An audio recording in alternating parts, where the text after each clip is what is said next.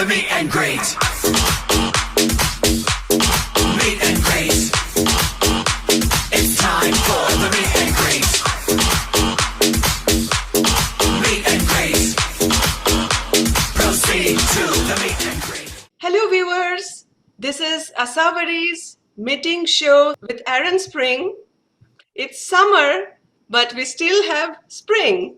Yes. So welcome Mr. Spring to Asavari's meeting show. Please introduce yourself to our audience. Thank you. Thanks for having me here. My name is Aaron Spring. I am a community servant and a concerned citizen in Westchester County, involved in a lot of ecological efforts as well as philanthropic and charitable efforts too.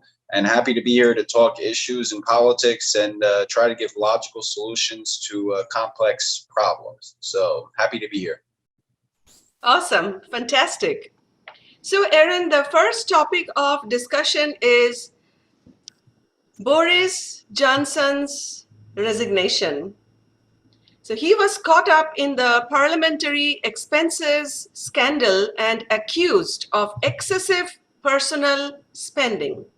Johnson remained a popular figure in London with a strong celebrity status. Rishi Sunak and Liz Truss are the candidates who may replace Johnson. Truss has opposed Brexit in 2016. What is the future of United Kingdom? So I mean, first and foremost, and I'm laughing here because it's just shameful. And I'll tell you why it's shameful. Boris Johnson effectively helped the Conservative Party get to the biggest majority it's had since the early 1980s. So all they had to do here was govern. All they had to do was push policy forward, vote on it, and they had such a majority that it would have passed with flying colors. And instead of leading, he gets caught up in scandal, and he gets caught up in all these other issues, and the media is now focused on that. And that's taken up so much of the country's energy instead of what could have been good policy. So it's shameful that instead of passing good policy with a majority of the government in his party's hands, he chose to engage in scandal and chose to engage in, corruption, basically. So that's sad to me. But what I do think is important to note is to look at his farewell speech, and I think it was an important one in terms of whether UK will remain with Brexit. He told the parliament to remain close with America, to have good trade ties with the Americans. So that to me, if the Conservatives do in fact keep their majority moving forward, that to me means that Brexit will continue to be supported and there'll be different trade alliances with other countries similar to what they had before they were in the EU. So I think Brexit will continue based off of that exit message. I also think his exit message of continue to support the Ukrainians was an important one because I think the Conservative Party and the next Ukrainian Prime Minister, or next United Kingdom Prime Minister, my apologies, will continue to support the Ukrainian effort. So I think his exit message was continue to govern as conservatives and continue to follow the trajectory that I want you on, but I can no longer lead the party because of the corruption and the scandals that I have inflicted upon myself. That's basically what he's saying there. So I think that's very important to note. So with him out of the way, I think they'll now be able to govern, and I think they'll be able to carry on his legacy, push Brexit further, and continue a conservative legacy. Unless, of course, this new heat wave that came in affects voters to the point that they think climate change is the biggest issue, and then they give Labour and the Liberal Party a majority in the upcoming elections. We'll see what happens, but that's my analysis of his resignation. I completely agree with you, Aaron. I know that you do a lot of researches and you always speak with facts and logic, less with just hypothesis. Okay. Thank you. I try. Try to be logical. Amazing. I know you are so super busy with the community, with your own work, and you are studying also, but in spite of your hectic schedule, you do a lot of researches. Do you think that at the back of Johnson's mind, he is still kind of stressed out to be behind bars because of the corruption? I think he'll be more worried depending on who takes over the government in the next election. I think if the Liberal Labor Party takes over, there may be backlash. I think if the Conservatives retain it, while there's a lot of talk right now, I think it'll die down. Just like remember when Hillary Clinton back in 2016, they said they were going to throw her behind bars if Trump got elected. It never happened. So I think there's all this talk, at the time, and then it just never goes anywhere. So I don't think he's that worried, or if he's worried, it'll be temporary because they're not going to indict him. I can't see it happening. And there's so many other issues going on in their country that I think it's just getting rid of him was enough for them. I don't think they're going to pursue putting him behind bars. They got rid of him. He's out of the picture. Right. I mean, the economic situation of UK is not good. It is very poor. And it is amazing that it is the land of the Queen. I mean, when I went to London, I went to the museum and I saw the Kohinoor diamond, the precious stones, the pearls, diamonds. So this country is full of pearls, diamonds, precious stones, gold and whatnot. And I mean, side by side, it's a huge contrast to see that how the economy is suffering. There is a huge inflation. Common people, they're bogged into debts and deficits. The entire country is actually, suffering from the economic fall. So what is the future of UK? What do you see? I think the future of the UK is very dependent on the future of the rest of the Western economy. And I think as long as this Russia-Ukraine war persists, as long as supply chains remain bogged up, which existed before the Russia-Ukraine crisis, we have to remember that the supply chain was already messed up.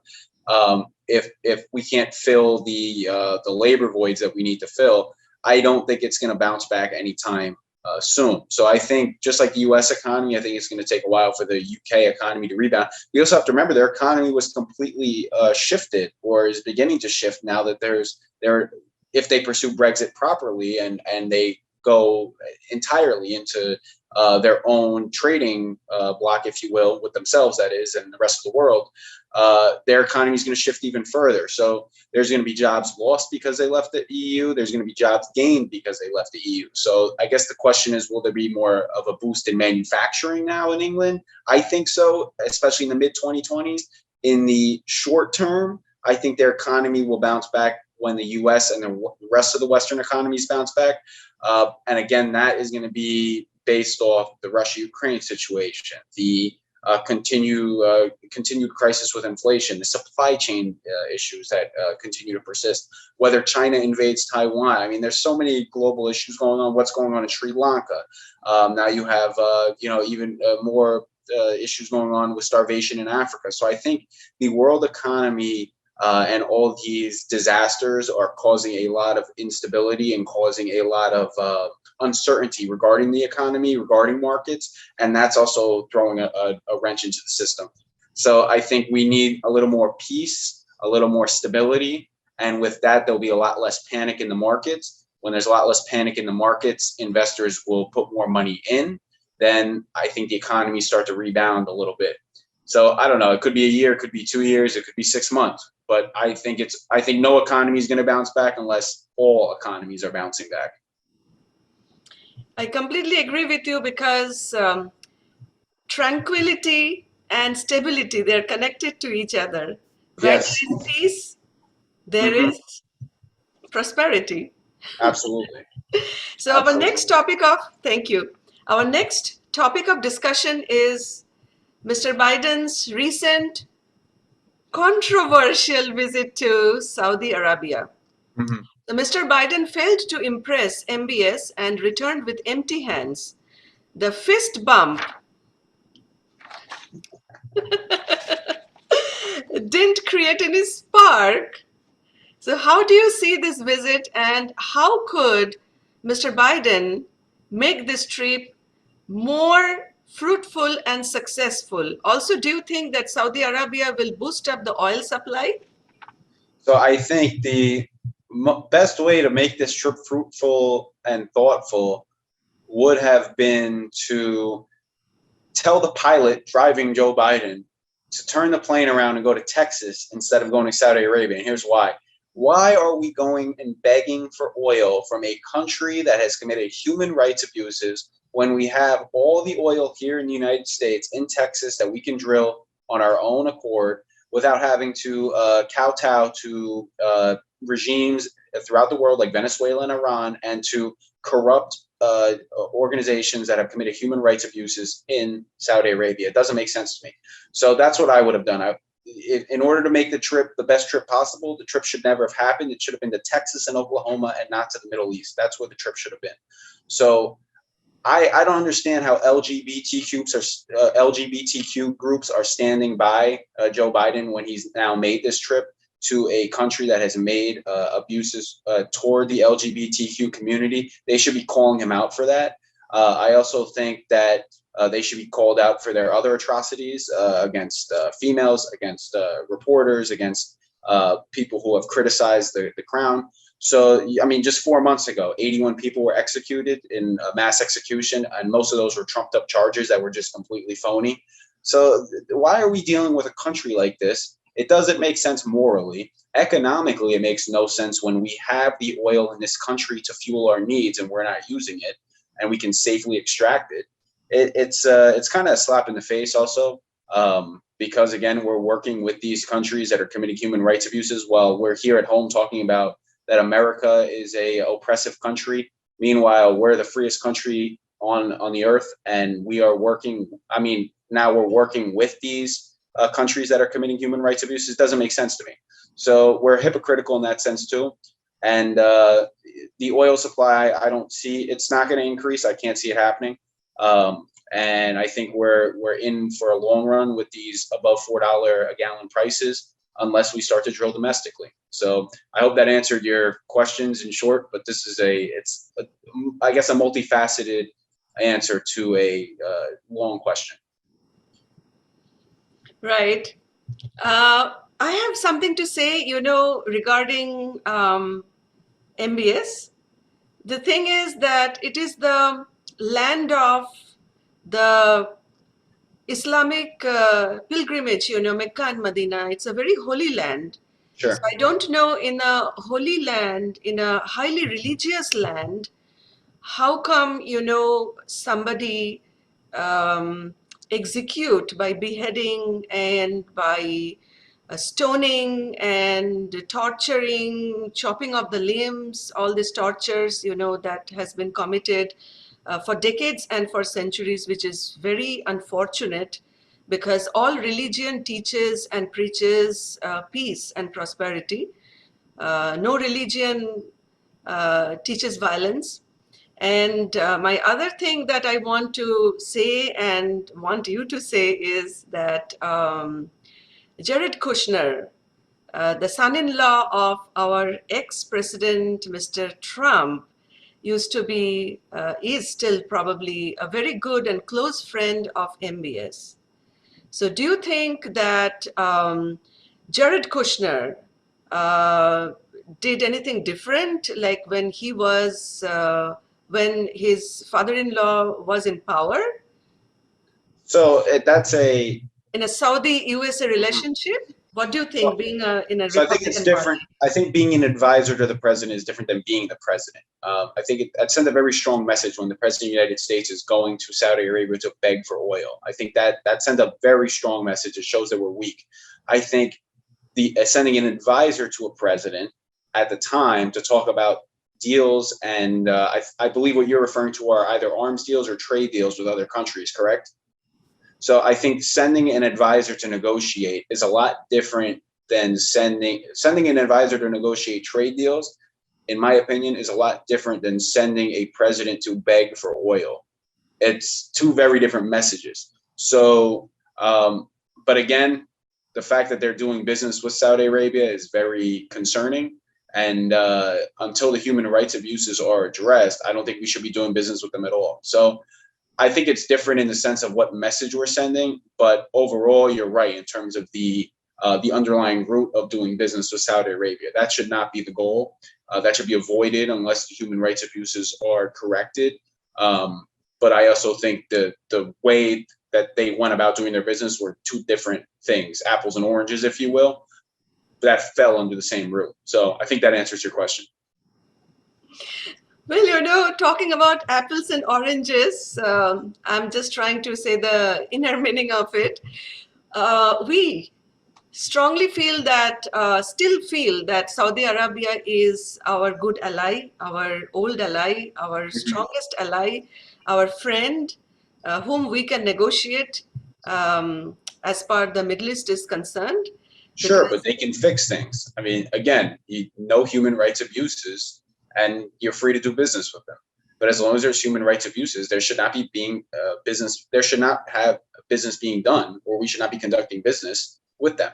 So I Jamal agree with you. Khashoggi was an American, Perfect and example. he used to work for the Washington Post. And the way they killed him and disintegrated his body and vanished him, somehow Yeah.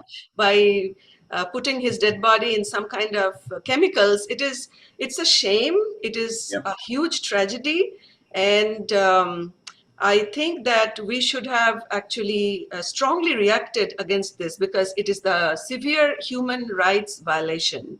Yes. No. Absolutely. And So media should be respected. I think you're right. We can do business with countries that have human rights or good records when it comes to human rights relations, right?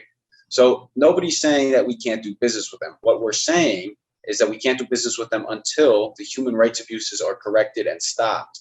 So I think and you're 100% right. What happened to the journalist was an outrage. There should have been swifter action. So I think that's important. Again, we've kind of stressed a theme on this show to look in the future and not toward the past. So rather than trying to correct their past, I think it's important to have them commit to a future where they're not committing these atrocities. So I don't think it's that tough of an ask. And I think it's actually fair to ask them to look forward rather than us ask them to repent for their past at this point. Actually, gas price is so high that that's why probably, he went to negotiate with him that if there is any way that the oil supply can be increased, the import, if they can export more oil so that the gas price can be reduced to some extent. Right. But again, why are we relying on them to do that when we could just do that ourselves by drilling in Texas? It makes no sense. The current administration has shut down multiple pipelines, some of which were actually a good idea because of the environmental impact, but others could have been done environmentally sound and safely, such as the Keystone XL. So shutting down many pipelines and not basically shutting off access on certain federal lands caused us to be in the issue, caused us to face the issue we're facing today.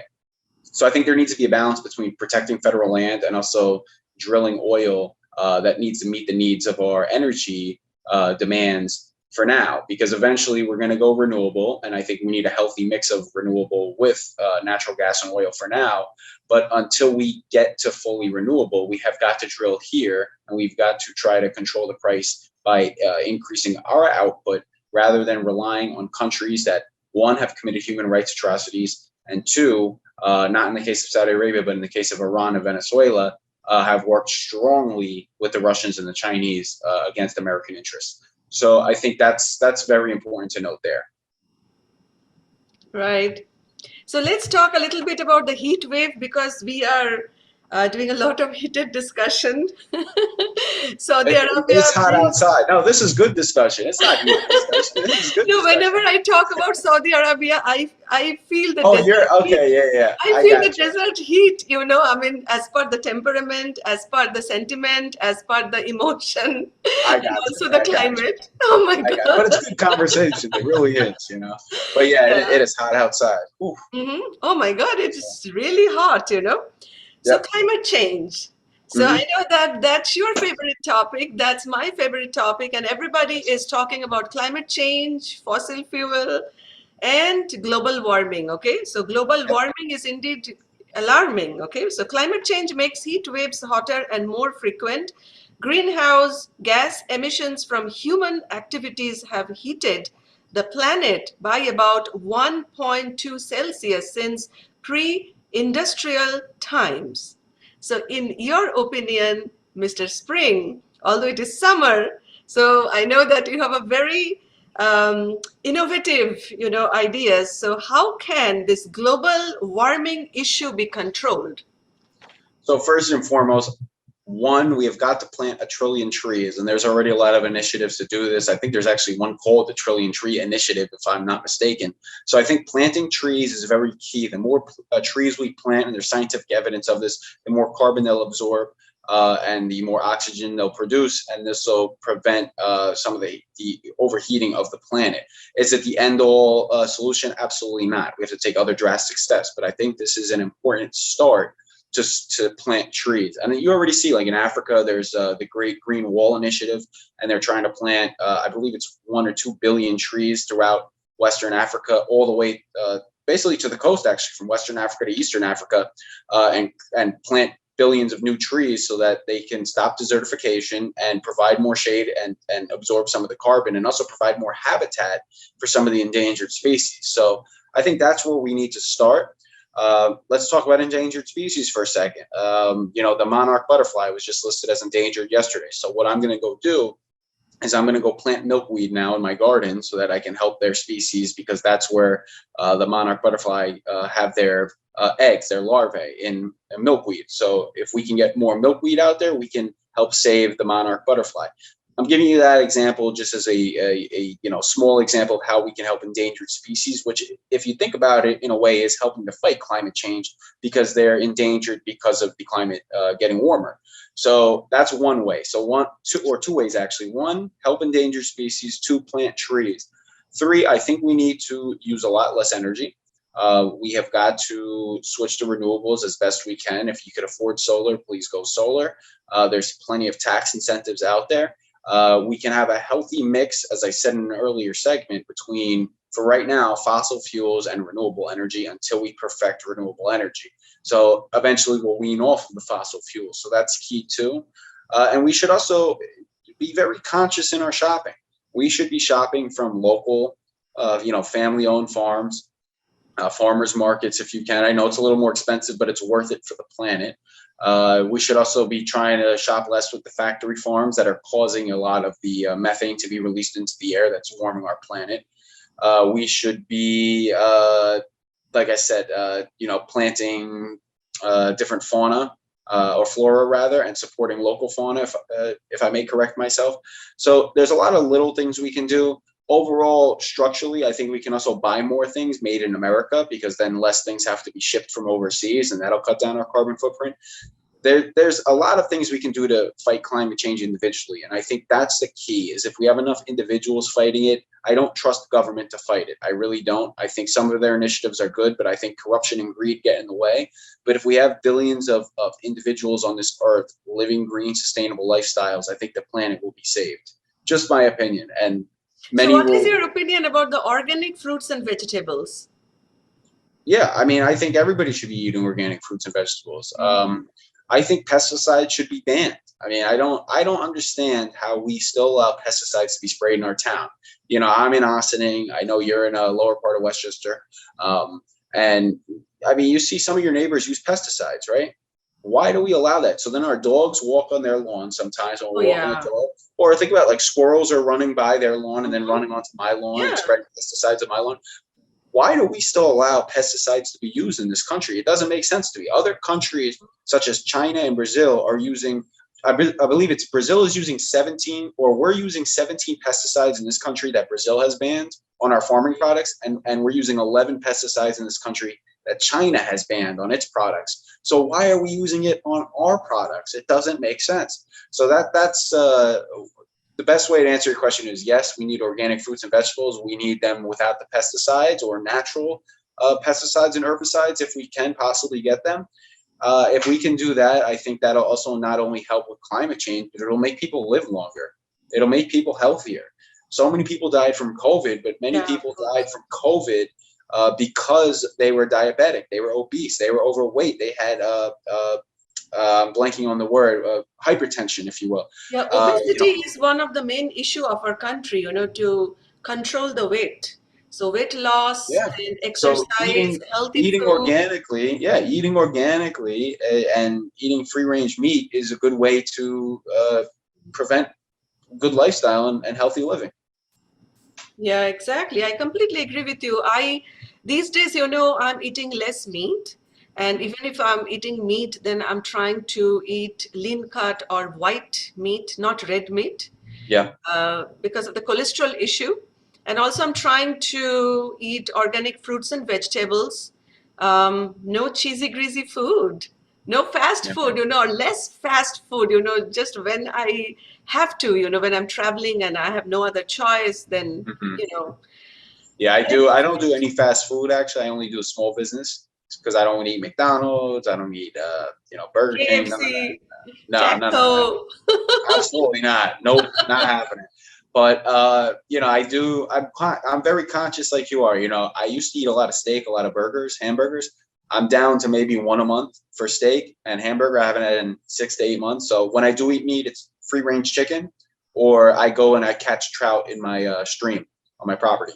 So, and that's like the fish I eat. So it's very. I'm trying to cut back as well. So I think it's important if more people do what you're doing and what I'm doing. I think even if you cut out one, red meat meal a month, or one, meat meal a month, or meatless Mondays, try to practice that. It all makes a difference in the end of at the end of the day. And also grilled and boiled food, less fried food, right? And Yeah, barbecue, yeah. yes. I mean, it's okay to have, those fried food once in a while, but you should definitely be grilling more. I grill almost every day. Either, like I said, free range chicken or some type of fish, And especially if baked it's food. trout that I catch rather. If I can do that, then I grill just about every day, especially because it's hot right now. I don't want to turn my oven on, so I'm outside grilling. It's much healthier Oh for me. yeah, of course. Yeah, You that's know? not a good idea to turn the oven on, when we are running the AC. Yeah, absolutely. Yeah. hmm Absolutely. Yeah, that's really a good discussion. And you also mentioned about the solar panels and also, the hybrid car. I mean, so that we can charge it and buy less gas, because one of our topic of discussion when we just spoke about Mr. Biden's visit to um, Middle East, to Saudi Arabia. So hybrid cars are really good, and we can hmm always charge them. There are charging stations everywhere. We just have to become a member in order to park our car in the charging stations, hmm and it gives a good mileage also. I mean, so Yeah. that's a good Okay. point. Yeah. And solar panels, I mean, I see a lot of solar panels everywhere. I also have solar panels on the top of my roof. So you must be having solar panels too, right? I'm getting them up on my farm upstate. Oh, okay. Yeah. So I'm gonna have them upstate, but for sure. Okay, that's good. So our last topic of discussion is the Homeland Crisis. So, like you, I also strongly think that charity begins at home. So, today's discussion, we have been criticizing UK and then Saudi Arabia, but we have our own problems, our crisis, and USA has tons of crises, and they are massive inflation, unemployment, gun violence, domestic violence, and increased crime rate. Also, our stale relationship with so many countries have directly impacted on our economy. So, according to your opinion, how can we restore our reputation and solve our own problems for a better living? Sure. So I think number one is we have got to get people talking again in government.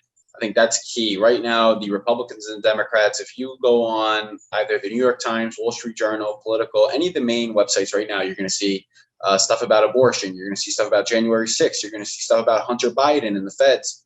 This is ridiculous.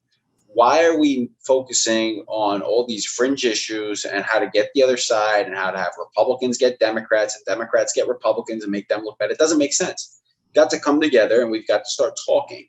And I think there's small solutions that we can get in the short term to help us.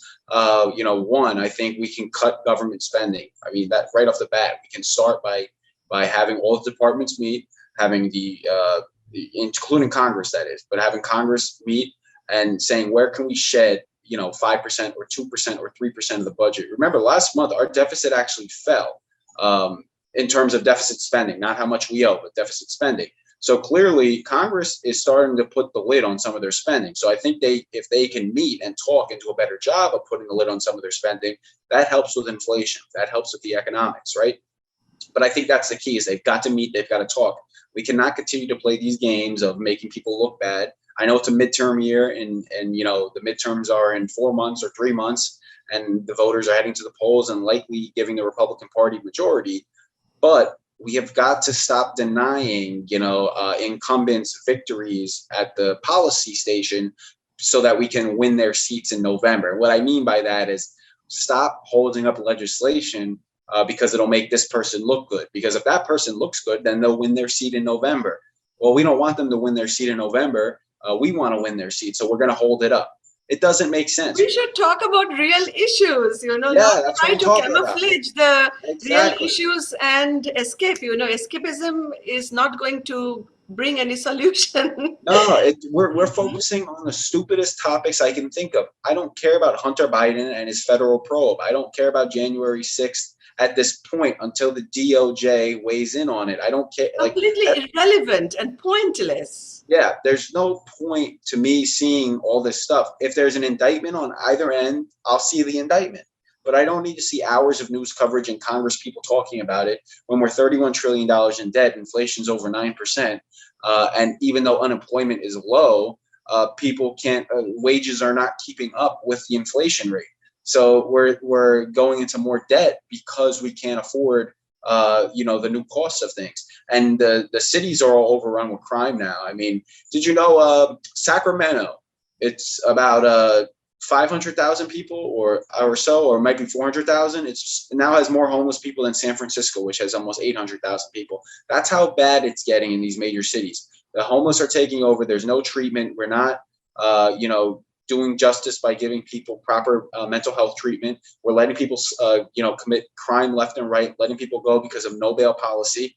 The cities are running amok. Nobody can afford to live anymore at this point. It's craziness, and we're focused on all these fringe issues that don't matter at the end of the day. Again, we have got to get together and start talking about pocketbook issues, the economy and crime and education. Once you get those solved, then you can go talk about Hunter Biden, and you can talk about January 6th, you can talk about Roe v. Wade and all that stuff. But until we solve the core issues, we do not have a country. Exactly. I completely agree with you. What is your opinion about the border security and the internal security? And do you think that in order to control the gun violence, we should deploy the veterans, since they have expertise and they are willing to sacrifice their lives even, to protect our children in schools and colleges and to protect us, the civilians? So I think this is a multifaceted question, and I will answer that piece by piece. So first and foremost, yes, I think the veterans should be given jobs as security in schools and compensated heavily for it. And I think a lot of them would sign up to do it, especially people who are retired and still willing to protect and serve. So I think, or even retired police officers too, or retired law enforcement corrections officers. I think or veterans in general, I think they should all be given a chance at beefing up school security. Again, we sent $40-something billion to Ukraine last month. It's $77 billion in total. And, we could have used that money to enhance our schools with their security system, protect our most vulnerable, which are our children. Here's another way to stop gun violence, because there's two sets of gun violence. We're talking about mass shootings, right? I'm going to go into the gun violence that's even more prevalent and takes up about 90-something% of homicides, and that's the illegal gun violence taking place in the inner cities in this country.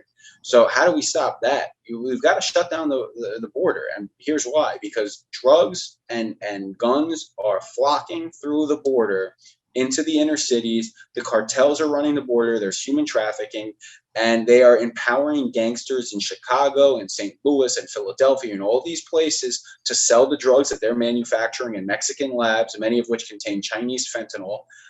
And they're essentially funding crime, not only funding crime, but allowing crime to happen, these cartels, that is. So if you secure the border, we'll stop a lot of this flow. Now, here's the other thing. It's not right what's going on with all these people crossing the border in terms of this is inhumane.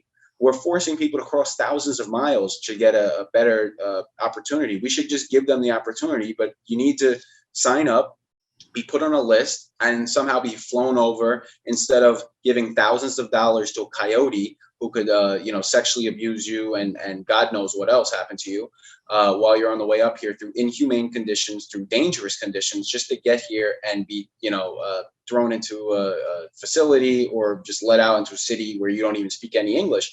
There needs to be a process here. And we need to defend our hardworking immigrants and allow many of them to come in. I think we have a labor shortage, and the immigrants who want to come here want to work. So let them in. They have good family values. They work hard.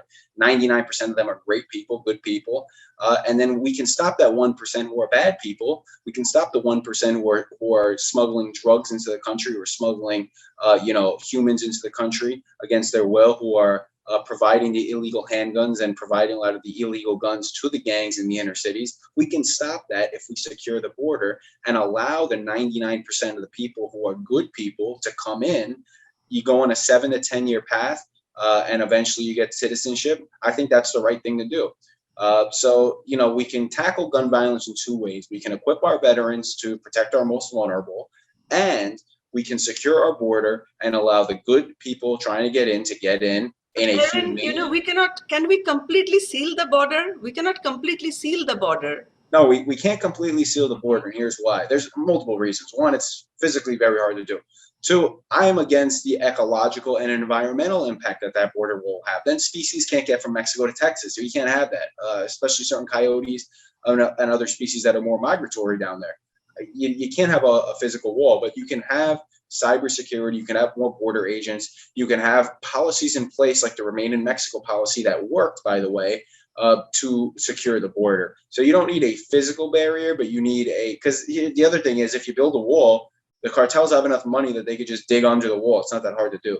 So you need a way, and you need to prosecute the cartels. That's the key too. You have got to. I have one more question, regarding Sure. the border issue, because that is actually one of the crucial issue, regarding the Homeland Crisis. Mm-hmm. So can we not talk to the countries which border our country? And, the main reason for people to sneak in to our land is because they are suffering from the fallen economy. Oh So yeah. if we can help their country, if we can have like a nice relationship with their president or prime minister, then, can we not rectify, can we not lessen the border crisis? Sure. If we Well, it's can economic. help them to make their economy a little better? Yeah, it's economics and crime that's driving people here.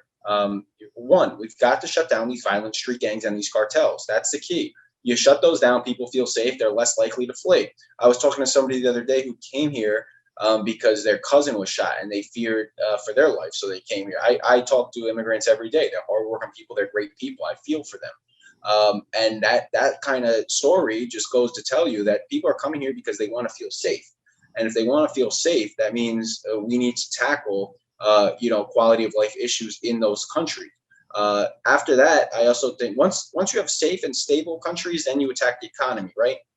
And I think one key that we should really look into, or one thing we should look into, especially as China continues to creep up as they're trying to overpass our economy and surpass our economic output.